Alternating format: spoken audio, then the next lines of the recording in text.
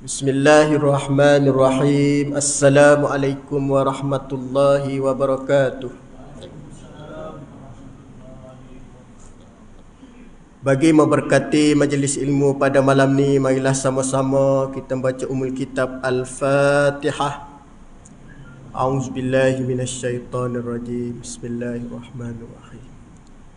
Alhamdulillahi rabbil alamin. Rahmanirrahim. Maliki yaumiddin.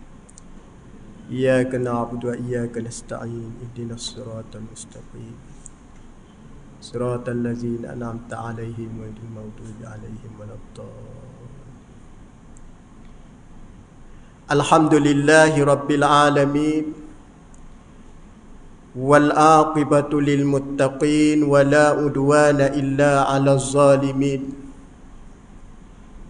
Wassalatu wassalamu ala ashrafil anbiya wal mursalin wa ala alihi wa ashabihi ajmain. Qala subhanaka la ilma lana illa ma 'allamtana innaka antas sami'un alim. Qala rabbi shrah lana sudurana wa yassir lana umurana. Allahumma rabbana iftah bainana wa baina qaumina bil haqqi wa anta khairul fatihin. Allahumma arina haqqa haqqan warzuqna ittiba'ah wa arina al-batilan batilan warzuqna ijtinabah. Amma ba'du, fa inna asdaqal hadis kitaballah wa khairal hadi Muhammad sallallahu alaihi wasallam. Wa syarrul umuri muhdatsatuha wa kullu muhdatsatin bid'ah wa kullu bid'atin dhalalah wa kullu dhalalatin finnar, aw kama qala an-nabiy sallallahu alaihi wasallam. Allahumma sayyiban nafi'a. Amma ba'da, dikasihi Tuan Pengurusi Surau, para jemaah muslimin dan muslimat, para tetamu yang dimulia diberkati oleh Allah Subhanahu wa taala sekalian. Pertama dan utama pada malam ni, alhamdulillah, kita masih diberi kesempatan, peluang dan ruang. Mudah-mudahan kita manfaatkan sebaik mungkin, dan mudah-mudahan solat kita secara berjemaah ini senantiasa diberi ganjaran dan lipat kali ganda oleh Allah Subhanahu wa taala, dan sebaik-baik solat insya-Allah. Tetapi dirahmati oleh Allah, kita masih berada di dalam bulan untuk kita cerita mengenai Rasulullah sallallahu alaihi wasallam. Pak, saya tengok surah tuan-tuan ni semangat lah. Makna jemput ustaz daripada utara mari cerita mengenai Rasulullah. Hebatlah. Maknanya malam ni pun Tuan Haji Razak pun suruh cerita lagi mengenai pahit genti perjuangan Nabi. InsyaAllah mudah-mudahan kita ni akan dapat syafaat dan pertolongan. Sebab apa dia tuan-tuan? Sebaik-baik kita ni di antara umat Nabi sallallahu alaihi wasallam, ya Allah Subhanahu wa taala sebut bagaimana, qul in kuntum tuhibbunallaha fattabi'uni yuhibbukumullah. Katakanlah Muhammad kepada mereka, kerana ada di kalangan mereka yang tidak beriman kepada Nabi tapi beriman pada Allah. Jika dia nak supaya keimanan dia tadi sempurna dan berada dalam keadaan baik, fattabi'uni, maka dia kena ikut. Fattabi'uni dirujuk kepada Rasulullah sallallahu alaihi wasallam, ikut cara Nabi. Maka kita ni tuan-tuan nak benda yang baik, kita kena ikut Nabi dah. Kerana Allah Subhanahu wa taala berfirman dalam suratul Ahzab ayat yang ke-21, apa kata Allah? Laqad kana lakum fi Rasulillahi uswatun hasanah. Demi sesungguhnya pada diri yang bernama, seorang manusia yang bernama Muhammad. Muhammad dirujuk pada Nabi lah. Rasulullah sallallahu alaihi wasallam. Apa yang Allah Ta'ala sebut uswatun hasanah adalah contoh tauladan yang paling baik. Allah, tak ada contoh paling terbaik melainkan Rasulullah. Liman kana yarjullaha wal yawmal akhir. Bagi mereka yang mana dalam keadaan mengharapkan rahmat Allah. Kita duduk atas dunia ni memang nak rahmat tau. Besarnya rahmat nikmat Allah Ta'ala bagi. Dan bagaimana yang disebut juga dapat rahmat Allah dan nak juga di hari kiamat tadi kita dalam keadaan baik. Maka bagaimana wazakarallah, dengan kita menyebut Allah, ingat pada Allah. Apabila kita jumpa ayat dalam Al-Quran wazakara yang dimaksud zikir. Zikir ni adalah satu lafaz yang mana digunakan oleh Allah ataupun bagi hamba-Nya mengingati Allah. Zikir dia ada dua keadaan. Pertama zikir zahir, yang kedua zikir hati. Zikir zahir ni macam mana? Zikir mengingati Allah dengan cara zahir. Kita sebut kalimah macam kita sebut subhanallah, alhamdulillah, Allahu akbar. Nampak? Hati pula ingat pada Allah Subhanahu wa Ta'ala. Baik, kalau zikir sebut Allah sahaja, maka zikir itu pun dikira sebaik-baik zikir Allah. Allah, Allah, Allah, Allah. Tak? Sebut tak ada masalah. Kerana satu lafaz yang mana tak boleh digunakan kepada selain melainkan pada Allah. Allah lah. Kalau nama-nama Asma'ul Husna boleh kita pinjam. Contohnya nama Allah yang disebut Rahim. Nampak? Rahman nama Allah. Ghafur. Jabbar. Nampak? Boleh disebut dan pinjam kepada manusia, pada makhluk dia. Tetapi mesti diletakkan dengan satu kalimah yang paling molek. Yakni yang disebut Abdul Jabbar, Abdul Ghafur, Abdul Rahim. Itu sebaik-baik nama. Tapi nama Allah tu tak boleh nak letak. Nama apa kamu? Allah tak boleh. Kerana nama itu disifatkan mutlak bagi Allah sahaja. Dilarang bagi makhluk nak guna nama tu. Nampak? Maknanya nak zikir nama tu saja pun boleh, tak ada masalah. Kalau boleh sebut nama-nama zikir-zikir lain pun lagi banyak lagi lah. Nampak?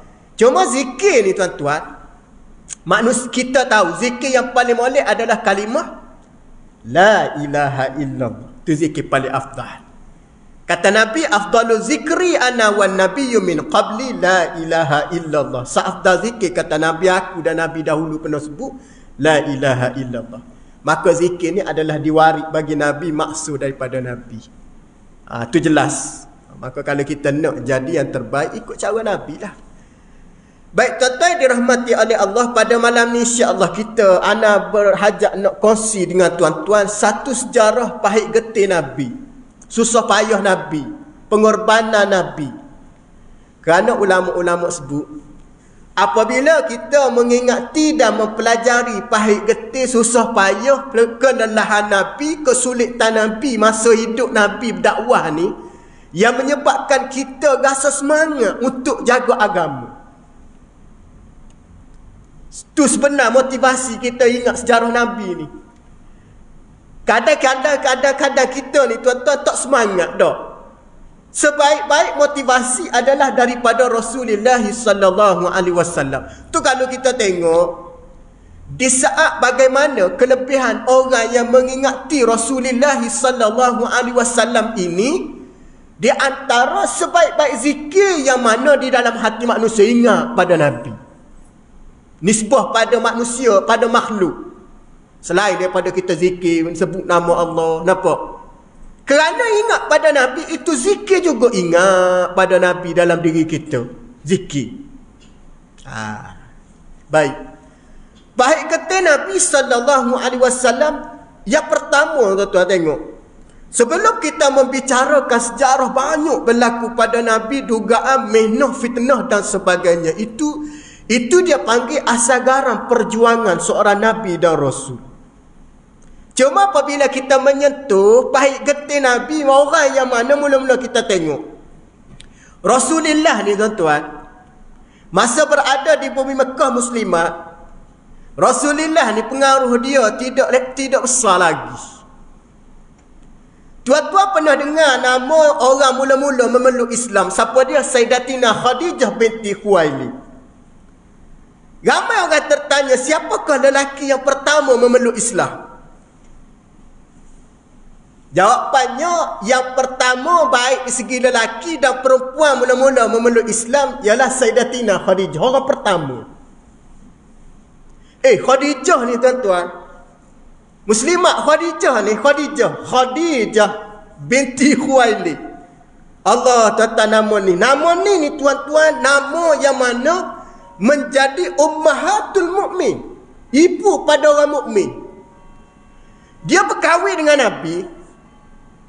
Tuan-tuan tengok kekayaan Khadijah binti Khuwailid, 1/5 harta kekayaan bumi Mekah milik dia. Allahu Rabbi, 1/5 perbendaraan Mekah milik Sayyidatina Khadijah. Allahu Rabbi.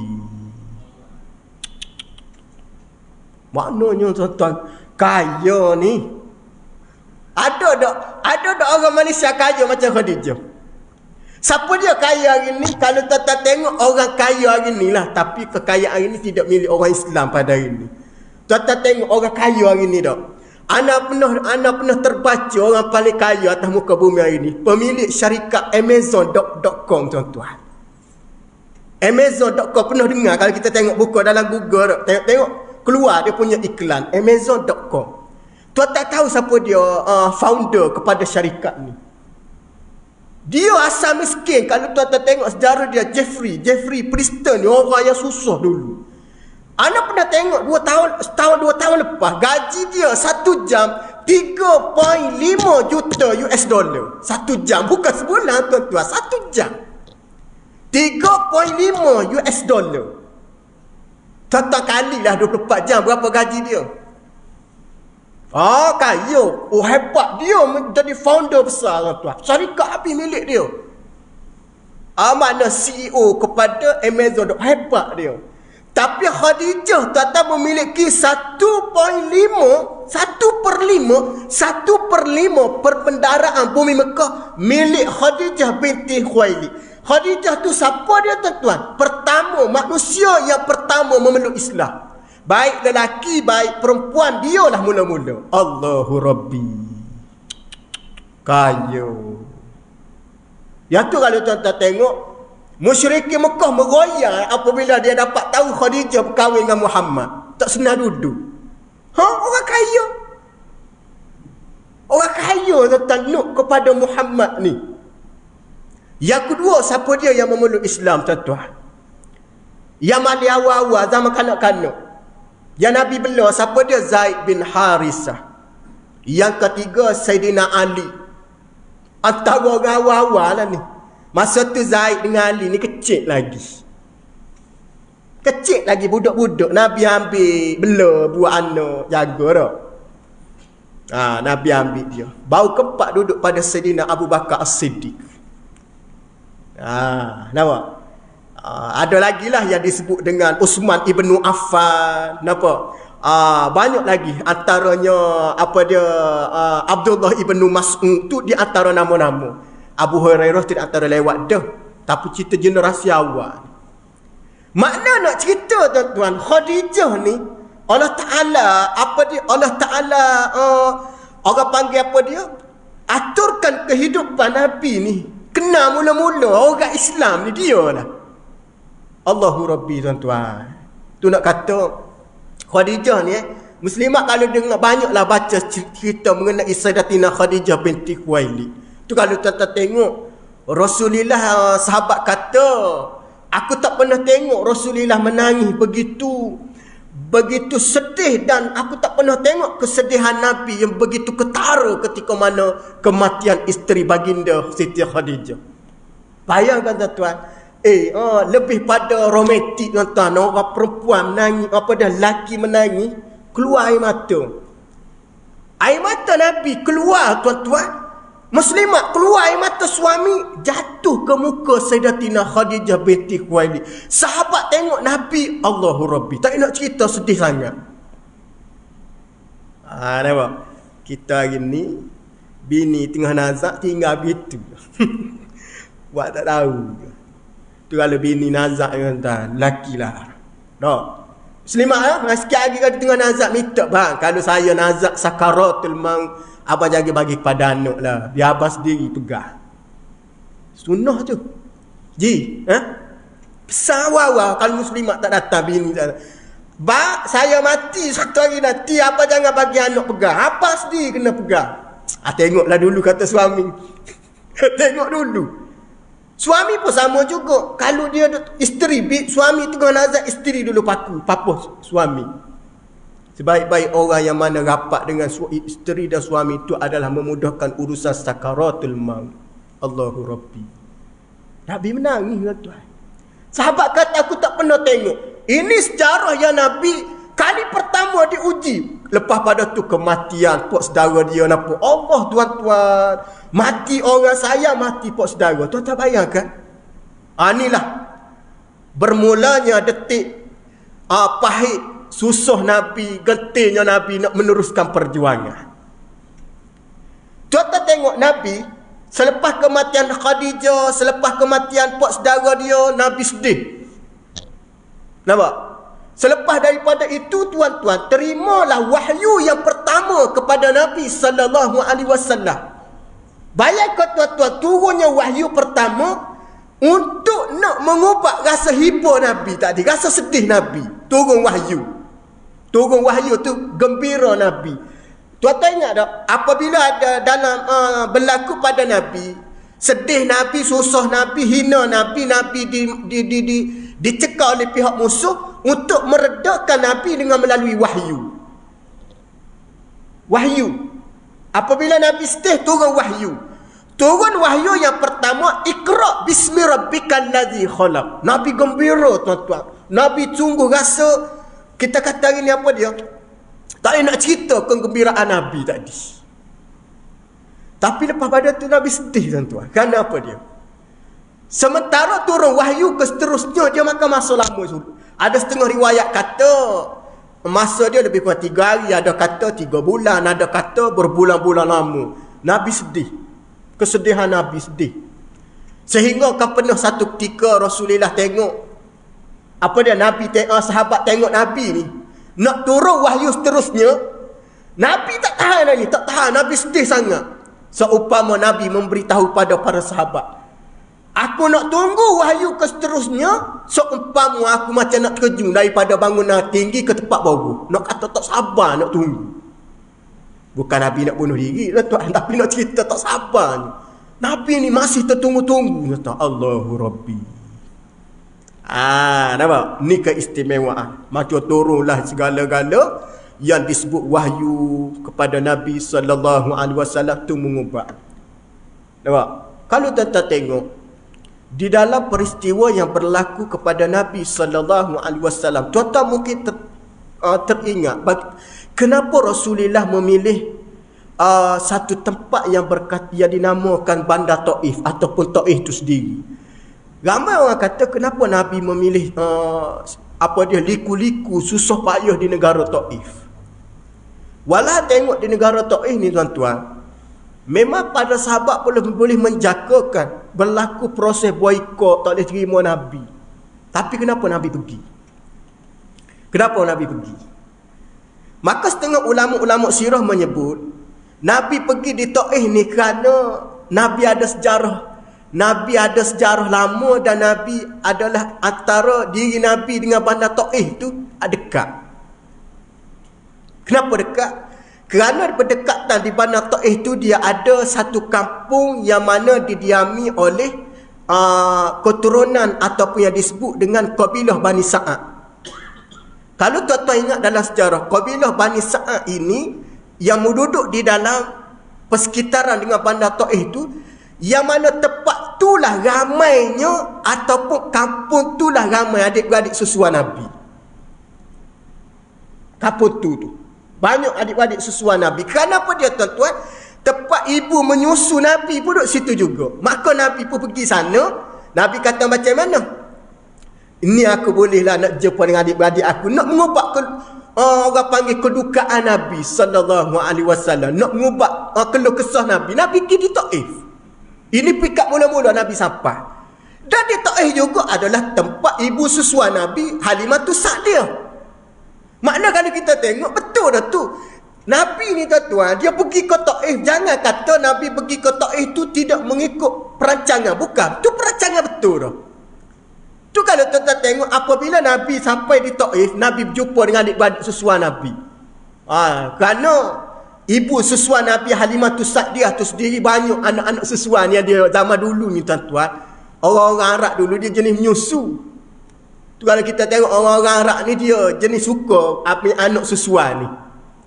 Kerana di zaman itu ada yang jenis dia tak mampu ataupun nak selamatkan keluarga tadi daripada terkena ataupun daripada gulungan-gulungan yang mana mengkhianati anak-anak dia ambil untuk nak selamat. Tu kalau kita tengok pergerakan Nabi di Taif itu adalah pergerakan yang dikata tersusun. Tu memang perancangan betul. Kalau kita tengok tuan-tuan, selepas Nabi berjumpa semua daripada penduduk Taif sendiri, keturunan ataupun daripada Bani Sakif tu sendiri, tuan-tuan tengok, Nabi sampai kepada mereka, Nabi tidak cari rakyat dulu. Nabi tak jumpa dengan rakyat. Nabi jumpa dengan keturunan ataupun ketua-ketua daripada keturunan ataupun Bani Sakif tu sendiri. Nabi jumpa dengan siapa dia? Pembesar-pembesar. Nabi jumpa, kalau kita kata mari di Selangor, Nabi jumpa dengan Menteri Besar Selangor. Begitu. Contoh nak suruh mudah faham. Bukan Nabi turun di negeri Selangor, nampak silap faham pula letih lah. Tapi nak cerita begitu. Makna kalau lawatan daripada luar marinya, jumpa dulu dengan ketua negara tu sendiri. Nabi makna betul dah tu. Dakwah baca tu betul dah tu. Bukan Nabi pergi turun pada orang kampung lagi, Nabi jumpa dengan ketua. Daripada keturunan Bani Sakif tu sendiri, tapi tuan-tuan tengok, apabila Nabi bertemu dengan geng-geng ketua-ketua, semua pertemuan tu gagal, menolak. Sedih Nabi ni, sedih. Sahabat tengok sedih ni. Nah, tolak. Orang kata tolak buta begitu je. Tolak begitu kata, apa barang ni, tak ada benda gitulah. Sehingga bagaimana tuan-tuan tengok, kalau kita tengok di segi pendekatan pencaturan dakwah memang betul dah. Bukan Nabi silap. Tapi di sini kita nak letak, kenapa menolak? Biasalah tuan-tuan. Liku-liku perjuangan, pahit getih perjuangan. Kalau mudah itu bukan perjuangan. Ingat kalau mudah tu bukan perjuangan. Itu nama habuan tu nama. Mana pak? Kalau mudah tu habuan dah tuan-tuan. Tu hari ni jangan kita bercakap soal perjuangan kalau kita menerima dengan cara mudah. Tengok macam kita nak berdeka lawan musuh, lawan munih tak? Gak Nabi ni lebih lagi tuan-tuan. Maknanya Nabi dah kata penolakan daripada ketua-ketua Bani Sakif tu Nabi jangka dah. Tak apa, tak kisah. Tak kisah, biarkan mereka nak menolak dakwah Nabi. Selepas pada tu tuan-tuan, Nabi ulama menyebut bukan sekadar menolak, dia hina Nabi. Sampai daripada mereka kata kepada dia, ya Muhammad, kalau mu nak mari sekadar nak cerita benda macam ni, baik mu tak payah mari. Ni kata-kata daripada mereka. Mu Muhammad manusia macam ni nak mari cerita pada aku. Kalau malaikat aku percayalah. Ni alasan-alasan. Nampak? Ada juga di kalangan mereka kata, kalau mari 10 orang macam Muhammad macam ni, aku tak beriman. Ni suara-suara jahat dia bagi. Mari 10 orang macam ni, seorang apa aku tak beriman. Mari 10 aku tak beriman. Yang kata yang lain, kalau mari malaikat mungkinlah boleh beriman. Ni Muhammad. Siapa nak dengar kata? Maknanya penolakan ini dengan begitu menyedihkan Nabi. Sahabat tuan-tuan, Allahu Rabbi. Ini tak masuk lagi episod Nabi dihina, maki, dibalik tu. Tak berlaku lagi yang tu. Sebelum berlaku yang tu, yang ni dulu berlaku. Tuan-tuan tengok. Selepas daripada tu, Nabi dah kecewa. Nabi kecewa tuan-tuan. Bayangkan kita pergi ziarah negeri orang. Orang halau bodoh gitu je. Balik tidur ni kata. Apa nak main dakwah orang begitu lah. Maka Nabi keluar daripada rumah pembesar Bani Sakif tu dengan hati Nabi sedih. Nabi sedih, tuan-tuan tak nak terima tak. Nabi keluar begitu. Dalam keadaan yang mana Nabi masih tak keluar lagi bumi Taif. Nabi tak keluar lagi. Setengah riwayat kata Nabi stay dulu situ lebih kurang masa 10 hari Nabi cuba sebarkan dakwah. Tak apalah. Pembesar kamu tak nak terima dakwah, tak apa, tak ada masalah. Tapi Nabi guna kesempatan Nabi dakwah juga orang bawah. Nabi cuba dakwah sebar dia sikit. Lebih kurang masa setengah riwayat kata 10 hari Nabi berdakwah di kawasan tersebut. Ajak orang cerita supaya bertakwa, taat pada perintah Allah. Selepas Nabi duduk kalau 10 hari, tuan-tuan, inilah mulanya. Mulanya satu pergerakan yang khianat terhadap Nabi. Dia tengok. Tuan-tuan tahu tak?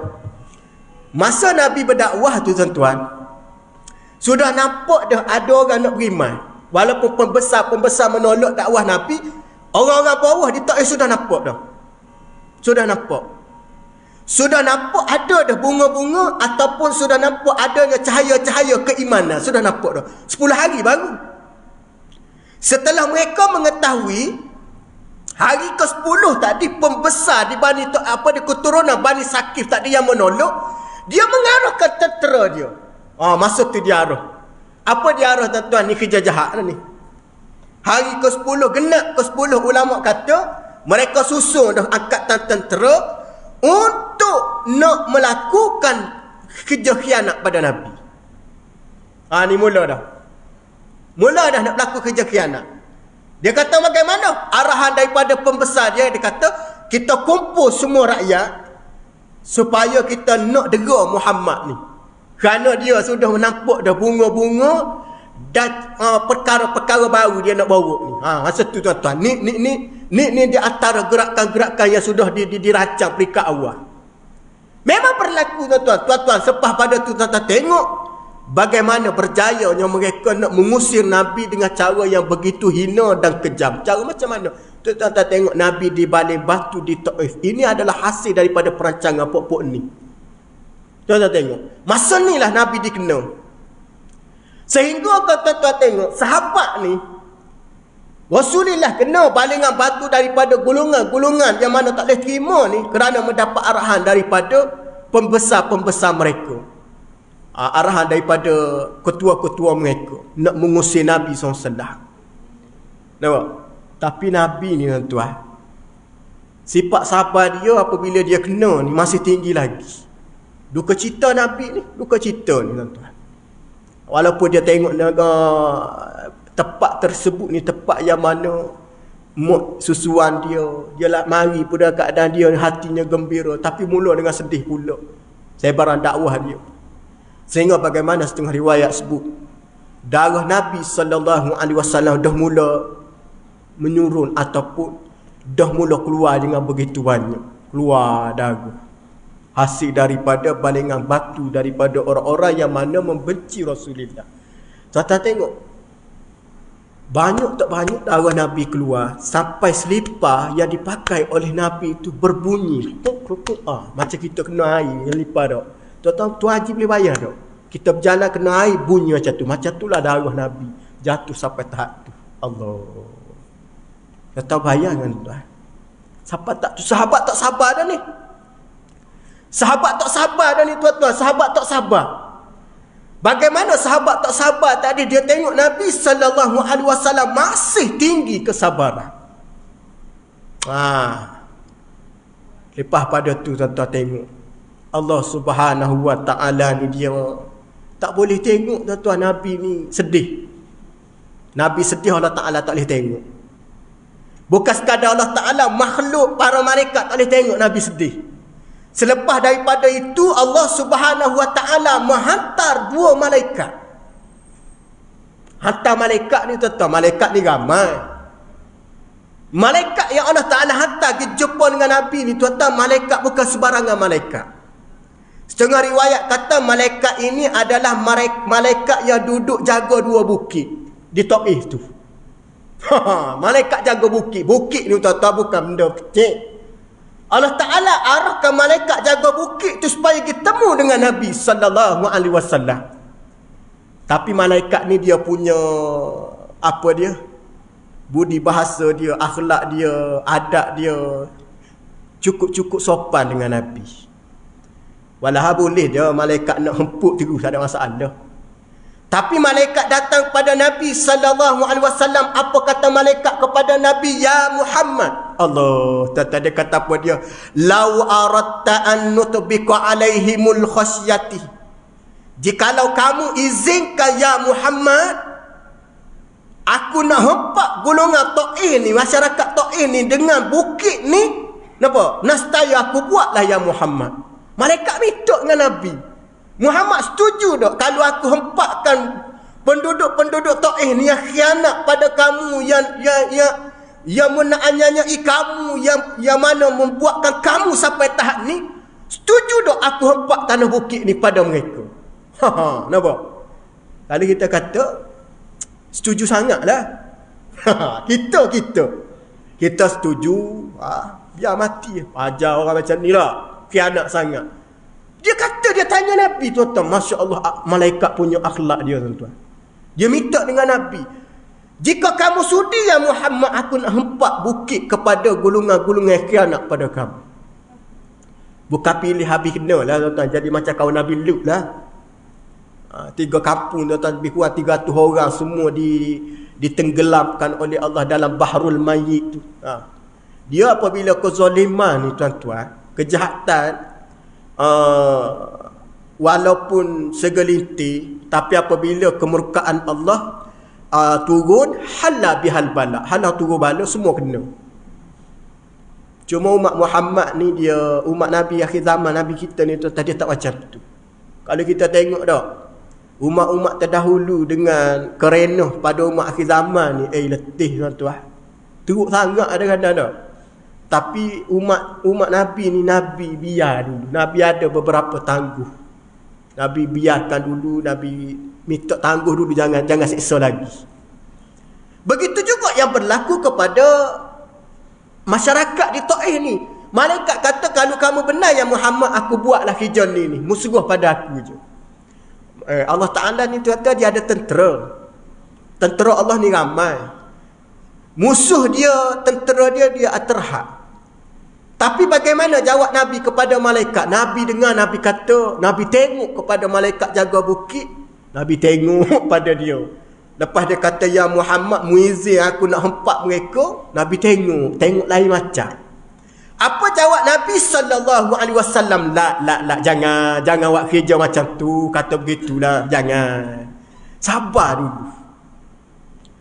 Kata Nabi, kenapa jangan? Kata Nabi, arju an yukhrajallahu min aslabihim man ya'budallah wa la yusyriku bihi syai'a. Allah. Nabi kata jangan, malaikat. Kenapa jangan? Aku doakan, kata Nabi, anak-anak yang keluar daripada sulbi penduduk Taif ini pada suatu hari nanti beriman dan tidak syirik pada Allah. Masya Allah, tabarakallah. Situ Nabi fikir. Walah darah keluar habis dah ni, tuan-tuan. Habis jalan selipar darah dah. Malaikat kata, aku nak hempak mereka sebab dia khianat pada kamu Muhammad. Kalau kamu izin, aku hempak mereka mati penduduk Taif. Nabi kata, la, jangan. Arju an yakhrujallahu min aslabihim man ya'budallah wa la yusyriku bihi syai'a. Nabi kata jangan. Aku doa kepada anak-anak Taif ni yang keluar daripada sulbi mereka, yang keluar daripada keturunan mereka, daripada orang yang akan mengabdikan diri pada Allah dan takkan syirik. Tuan-tuan, Nabi punya prinsip, Nabi dakwah Nabi. Tuan-tuan, kita boleh tak macam tu? Tuan Haji pakai serban lagi, pakai apa dah pun tak mampu. Kita ni sama telah tak mampu dah. Tu Haji agak-agak kalau musim pergi perang, tu Haji nak join perang dah. Confirm confirm. Ya nak tahu orang ni join perang begini ya tuan. Kalau subuh dia boleh mari semayang duduk sedepan, takdir kalau hidup di zaman Nabi, orang ni orang akan dipilih oleh Nabi untuk ke medan jihad. Sungguh. Ni bukan sembah kedai kopi ni tuan-tuan. Betul ni tuan-tuan. Orang yang boleh jaga solat ni, solat 5 waktu, subuh boleh istiqamah duduk depan mari buat solat sunat. Kalau duduk di zaman Nabi, dia ni lah duduk di belakang Nabi bersama Rasulullah. Wallahu a'lam. Pergi dulu azal pan kita sambung balik insya-Allah. Haji Razak kata sampai pukul 10 mana. InsyaAllah kita sambung sikit lagi insyaAllah. Kita bagi lalu azan.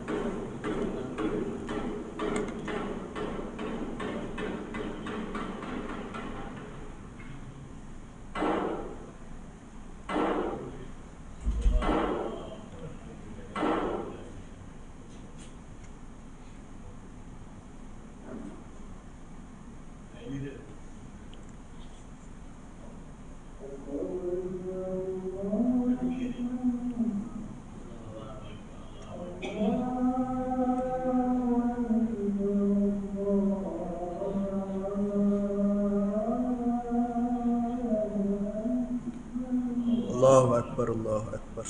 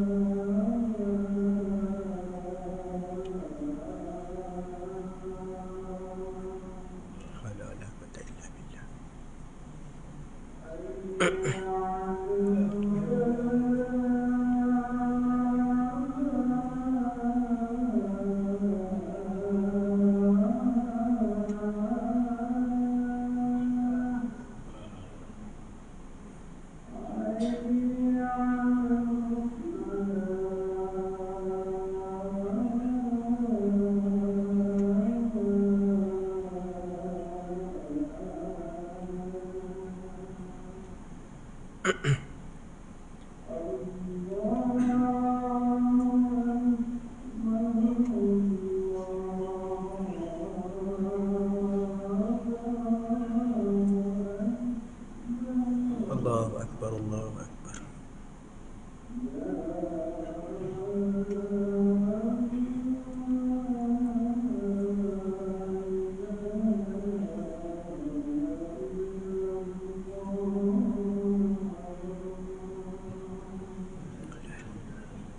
Allahumma salli ala sayyidina Muhammad. Allahumma rabb hadhihi ad-da'wati wa ba'athu maqam Muhammad alladhi wa'adta innaka la tulih. Baik, tersambung sikit lagi boleh tuan-tuan insya-Allah. Kalau kita tengok tuan-tuan, Rasulullah sallallahu alaihi wasallam tidak benarkan yakni para malaikat untuk membalas kejahatan daripada apa yang dibuat oleh kepada Rasulullah sallallahu alaihi wasallam. Nampak? Diberi dengan dilayan dengan begitu jahat layanan, dibalas dengan begitu baik daripada Nabi.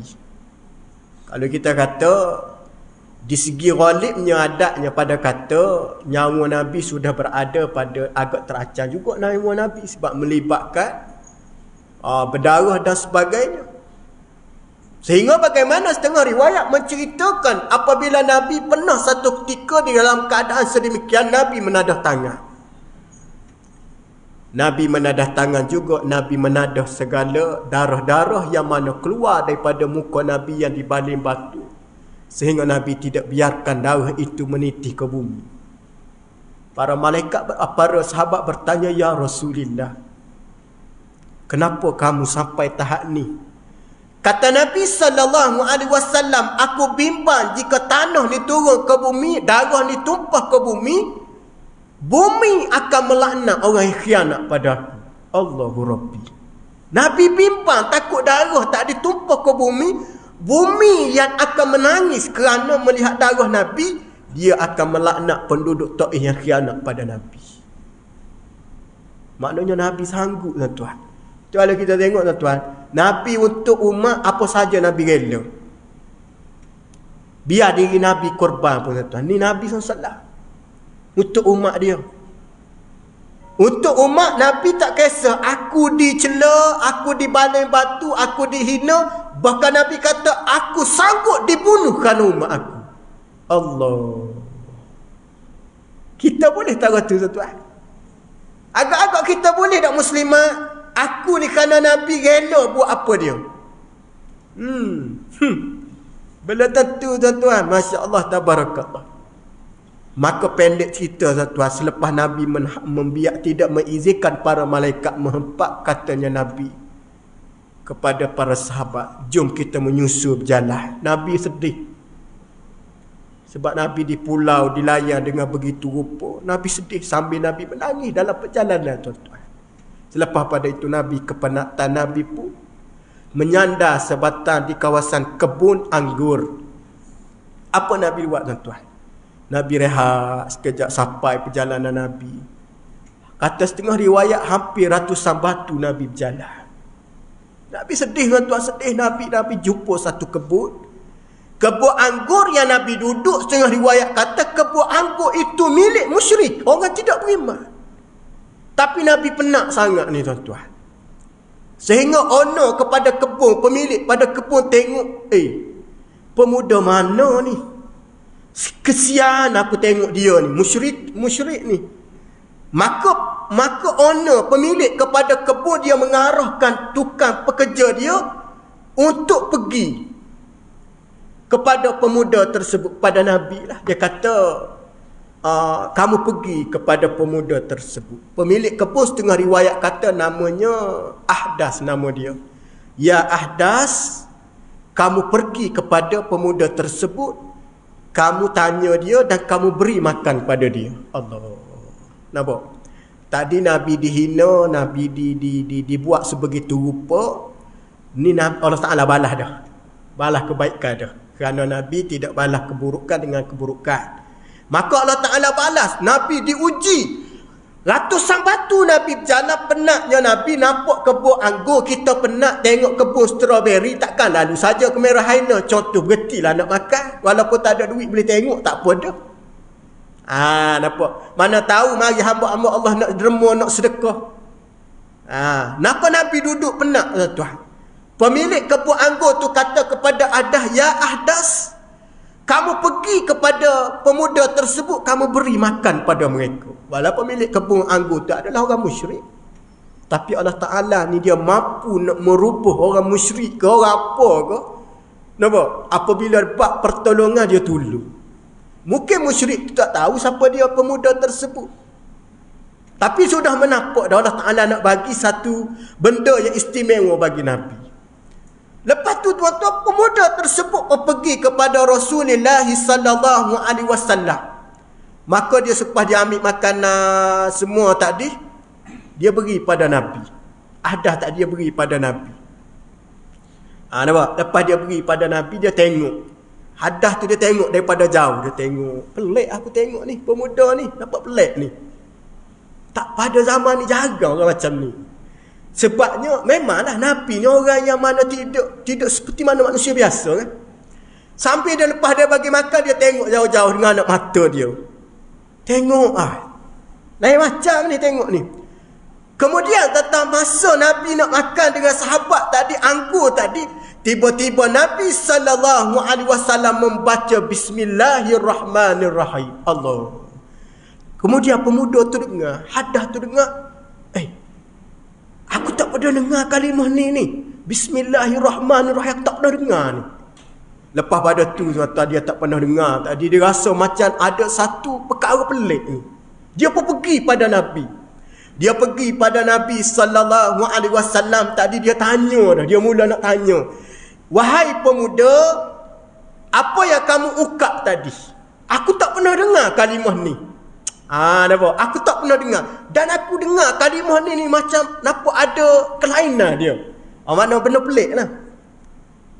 Anak-anak muda kata hari ni benar rare. Nampak? Rare, nampak? Aku nak tahu apa bismillah ni. Haddas tanya Nabi SAW. Lepas daripada tu tuan-tuan, sebelum Nabi nampak, dia nak beritahu tentang bismillah ni semua, Nabi pun ta'aruh lah dia lebih kurang. Nabi ta'aruh dia, ya Haddas, samu ni daripada mana? Mula nak bercakap dah, sebab dia datang balik nak tanya Nabi tu dah. Dia dah nampak macam nak berkawan dengan Nabi tu. Nampak? Dia tanya, nampak? Kamu ni daripada kampung mana? Nampak? Kata Haddas kepada Nabi SAW, Haddas ni daripada keturunan Kristian. Asal agama dia agama Kristian lah. Agama Kristian kalau kita tengok, yang mana daripada dia juga ada kena-mengena dengan keturunan Nabi Yunus AS.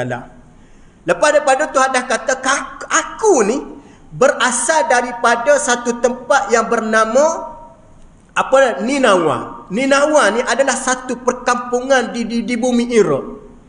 Apabila Nabi dengar, kamu berasal daripada Ninawa? Ya pemuda, aku daripada Ninawa. Ninawa tu duduk di kawasan negara Iraq. Oh ya. Kata Nabi SAW. Nabi pun kata apa dia? Wahai Haddas, di negara, di perkampungan Ninawa tu ada orang soleh. Ada orang soleh. Orang soleh ni, kata Nabi kepada Haddas ni, orang soleh tadi, dia baik. Nama dia adalah Yunus ibnu Matta. Kata Haddas, pernah dengar nama tu? Dia dah mula terperanjat apabila dengar nama Yunus bin Matta. Dah rasa, aku pernah dengar lah nama tu. Begitulah. Nabi pun dah rasa gembira dah Nabi dah. Tadi Nabi setih gembira dah Nabi. Sebab ada orang kenal Yunus bin Matta. Dia berada di perkampungan Ninawa. Ninawa tu duduk dalam kawasan negara Iraq lah.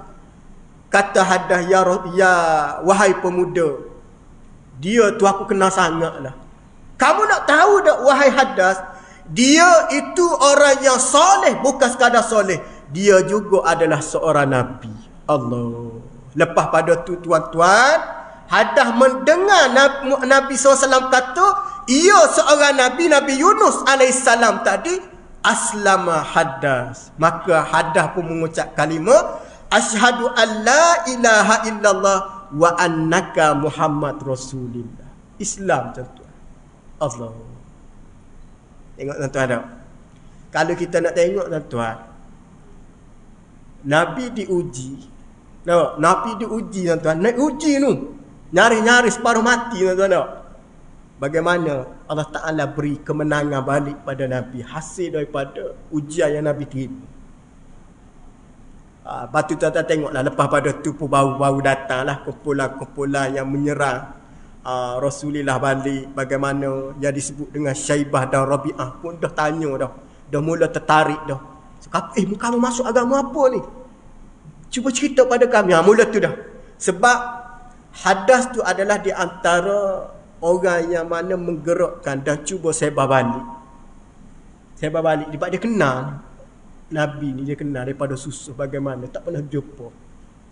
Kalau tuan-tuan tengok tak, sejarah ni di bumi Taif ni tuan-tuan, bukan sekadar di Taif, di Madinah pun Nabi pernah disakiti oleh seorang pemuda daripada Badui. Nampak? Kalau kita kata pakai atabau Rasulullah sallallahu alaihi wasallam, sehingga ditarik serbah sampai merah pada bau. Ni di Madinah berlaku ni tuan-tuan. Sahabat tak senang duduk. Rasulullah kata sabar dulu, jangan buat keputusan lagi, biarkan aku. Nampak? Sehingga kain ridak yang ditarik oleh badui tersebut sehingga kemerah-merahan. Sebab Nabi kulit dia kemerah-merahan, putih, terlalu seret sikit nampak terus. Nampak? Sahabat tak senang duduk. Kata Nabi, kamu sabar sedikit, sabar dulu. Sahabat Nabi kerja pada dia, apa yang kamu tak puas hati, aku nak apa yang aku nak. Wahai Muhammad, aku nak apa yang aku tak boleh lagi. Sehingga bagaimana Nabi beri-beri, dia kata, tanya, kamu dah cukup apa yang kamu nak? Tak ada apa masalah. Tapi satu je Nabi pesan, sesungguhnya sahabat-sahabat aku tidak senang dengan kamu. Apa kata pemuda tersebut? Dia pergi jumpa balik dengan sahabat Nabi. Sebelum aku jejak kaki ke Madinah, tidak ada negara yang aku paling benci melainkan Madinah. Sebelum aku jejak kaki di sini, tidak ada aku paling benci melainkan Muhammad. Mulai daripada hari ini, tidak ada orang yang paling aku sayang melainkan Muhammad. Tidak ada negara yang aku paling sayang melainkan adalah bumi Madinah. Masya Allah. Kenapa dia Tuhan? Kerana Nabi SAW yang qaid di awal tadi, uswatun hasanah. Sebagai penutup, kita nak cerita panjang tuan, pukul pagi esok pun tak habis, banyak riwayat-riwayat. Cuma kita nak cerita pahit getih perjuangan Nabi sebenarnya adalah kenikmatan untuk umat dia. Kenapa kata nikmat untuk umat dia? Segala ujian yang dahsyat pernah dikenakan pada Nabi. Maka umat dia merasai nikmat Islam tu sendiri. Itu kalau kita tengok hari ni, Nabi suruh kita jaga Islam ni, jaga biar betul. Sehingga bagaimana kata Nabi, kamu gigitlah sunnah aku dengan menggunakan gigi geraham. Kuat-kuat. Maksud sunnah tadi, apa yang Nabi tinggalkan, Al-Quran dan hadis, kamu pegang betul-betul. Kerana Nabi rasa dah tuan-tuan, kalau kita nak suruh mudah, anda ingat Tutup Guru dulu pernah bagi contoh. Mak ayah kita tinggal kekayaan dah. Agama ni kan kaya sebenarnya. Mak ayah kita tinggal ada kaya dah. Harta banyak, tak perlu kerja dah kita, maknanya begitu. Maknanya tak susah dah kita, kerana Nabi tinggal agama.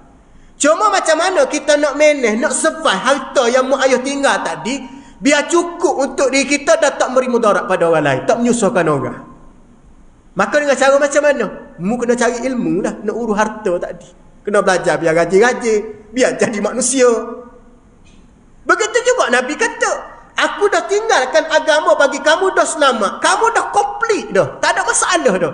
Kamu jaga betul-betul agama tadi, jaga dengan kadar macam mana. Kamu pegang sunnah aku betul-betul. Tu je tuan-tuan hari ni. Walaupun kita tengok kita duduk di zaman fasa-fasa akhir zaman, zaman-zaman manusia yang mudah terima dengan perkara-perkara yang mana tidak diselidik dengan cara yang betul. Ataupun kita kata zaman dipenuhi dengan konspirasi. Bahaya tuan-tuan zaman-zaman hari ni dah. Yang kita bimbangnya tuan-tuan, kita duduk sibuk dengan benda-benda macam ni sampai kita tidak bersibuk-sibuk untuk diri kita ingat pada Nabi. Tapi anda tengok, alhamdulillah tuan-tuan, bersyukur tuan-tuan, bumi Malaysia khasnya Selangor, apabila masuk maulidun Nabi kita semaruk kuat. Kuat tuan-tuan, tengok. Anda tengok Kelantan negeri Anas sendiri tidak sekuat ni, tengok. Ceramah dia tiap malam, Zuhur maulidun Nabi, subuh maulidun Nabi, tengok semalam cuti tu. Terik duha maulidun Nabi, farum maulidun Nabi, maghrib maulidun Nabi. Nampak nak cerita, nak sayang pada Nabi. Sebab kita tak boleh nak berlarut kan, kita berlarut selawat. Nak katanya tuan-tuan, perlu ada. Kita gerak balik perasaan ni, gerak ambil balik. Kenapa dia tuan-tuan? Kerana tidak ada sebenar-benar pengharapan kita melainkan syafaat Nabi sallallahu alaihi wasallam. Nabi kenal melalui apa umat dia? Sahabat tanya, mu kenal umatmu ya Rasulullah melalui macam mana? Salah satunya Nabi kenal orang selawat pada Nabi. Yang kedua ni tuan-tuan, Nabi kenal umat dia, umat yang mana jaga solat 5 waktu berjemaah. Siapa-siapa dia nak dapat syafaat Nabi, semayanglah 5 waktu berjemaah. Semayanglah tuan-tuan, kerana Nabi kata ni antara Aku akan pilih di kalangan umat aku orang yang semaya 5 waktu berjemaah dalam waktu. Itu kalau kita tengok dalam hadis-hadis Nabi, as-salatu ala miqatiha li waqtiha. Semaya 5 waktu dalam waktu. Ini asas. Maka Nabi pilih yang ini. Yang ketiga apa dia kata Nabi?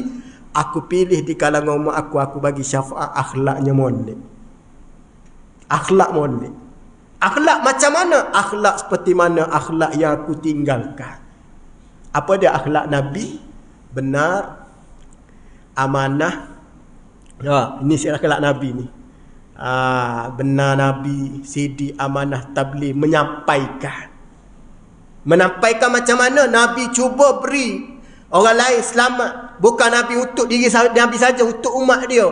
Kita semaya bukan untuk kita saja. Kita untuk ajak orang lain datang ke masjid. Jangan kita boleh semaya Jumaat kita duduk senyap tak bagi tahu orang. Bagi tahu orang lain. Mari semaya Jumaat. Tugas kita hari ni macam mana nak suruh masjid kita, surau kita biar orang imarah balik. Nampak? Maknanya kena ada satu jiwa yang ditinggalkan oleh Nabi. Akhlak kena jaga. Akhlak ni adalah penting untuk kita mendapat syafaat Nabi sallallahu alaihi wasallam. Nampak tuan-tuan boleh insya-Allah. Cukuplah sekadar tu malam ni insya-Allah. Mudah-mudahan kita beramal tentang tugas kita beramal. Kalau boleh Nabi SAW ni bukan sekadar maulid saja, bukan sekadar kelahiran dia saja kita ingat. Boleh katakan anytime kena ingat pada Nabi. Kerana di saat kita mati hari ni tidak ada tarikh dan tidak ada tanda-tanda untuk nak mati. Sahabat Ana tu, Taqwa Ainuddin Arwah tu ngaji sekali dulu. Sana duduk di pondok bacuk tu ngaji sekali dengan dia. Sihat wal afiat, muda lagi 39 umur, mana tak ada dah tua lagi. Sihat. Kita orang pun terkejut, kawan rapat dak kawan-kawan. Tapi nak kata begitulah kematian. Jadi kita ni cemburu jugalah pasal alimnya ilmu Quran, nak suaranya ada. Allah Taala ambil. Ingat pesanan Nabi, tidak diangkat ilmu melainkan dimatikan ulama. Tak, ilmu tidak dihilangkan di atas bumi ini melainkan dimatikan ulama. Yang ni pesanan Nabi sallallahu alaihi wasallam. Ilmu ada. Ilmu ada, ilmu itu tak ada, tapi bagaimana ilmu ni dihilangkan dengan dimatikan ulama. Maknanya kalau ulama yang alim dalam bidang suatu bidang tadi dah tak ada, nak cari pengganti cukup payah. Inilah dalam konsep kehidupan kita. Hidup kita ni sebenar bukan untuk kita saja, tapi untuk ummah. Kita pegang yang tu insya-Allah, baru kita tidak mengamalkan sifat ananiyah. Apa makna ananiyah? Sifat penting diri sendiri. Buanglah sifat ni. Nabi tak mengaku umat orang yang ada sifat ananiyah dalam diri. InsyaAllah tuan-tuan, wallahu alam. Apa yang baik datang daripada Allah, yang terkurang kelemahan daripada diri saya mohon kemaafan. InsyaAllah bulan depan lah kita buka kitab dah. InsyaAllah mudah-mudahan tuan-tuan istiqamah depuklah datang ke masjid dan di surau berjemaah. Sampai tu juga kita imarah balik. Di samping tu juga jangan lupa masuk-masuk tabung duit dalam tabung tu. Tu saham akhirat tu. Sedekah untuk surau dah, untuk kita. Inilah pesahan kita. Nampak masuk ke tabung surau sebenarnya untuk kita di hari akhirat. Kerana kalau kita tengok orang nak mati ni dia nak fa'as-sadaqah, nak bersedekah. Minta tempoh mati tu nak sedekah. Jadi ada peluang ni kita sedekah insya-Allah. Boleh tuan-tuan Wallahu a'lam. Terima kasih pada pihak surau dan pengurusan semua. Mudah-mudahan diberkati oleh Allah Subhanahu wa taala insya-Allah. Auzubillahi minasyaitonirrajim. Bismillahirrahmanirrahim. Allahumma zukna fahman nabiyyin wa hifzal mursalin wa ilhamal malaikatil muqarrabin. Allahumma ya muqallibal qulubi tsabbit qulubana ala dinik wa ala ta'atik. Ya Allah ya Tuhan kami ya Allah, pada malam ni ya Allah kami mendatangkan padamu ya Allah.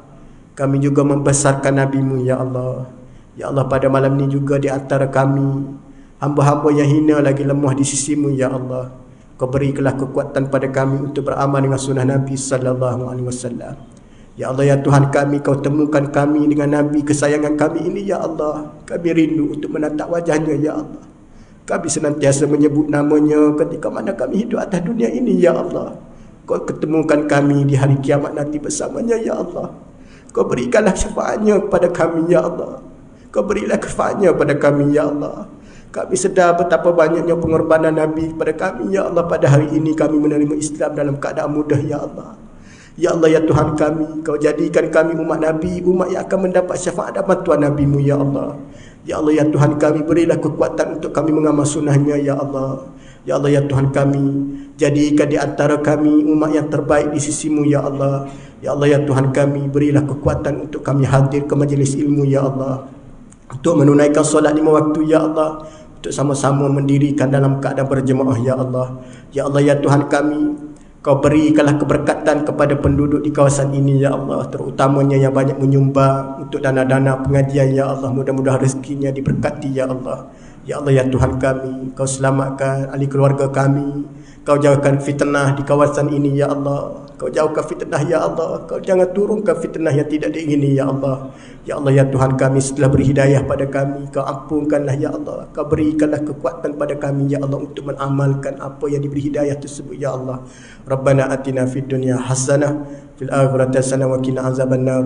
Walhamdulillahi rabbil alamin. Wassalamualaikum warahmatullahi wabarakatuh.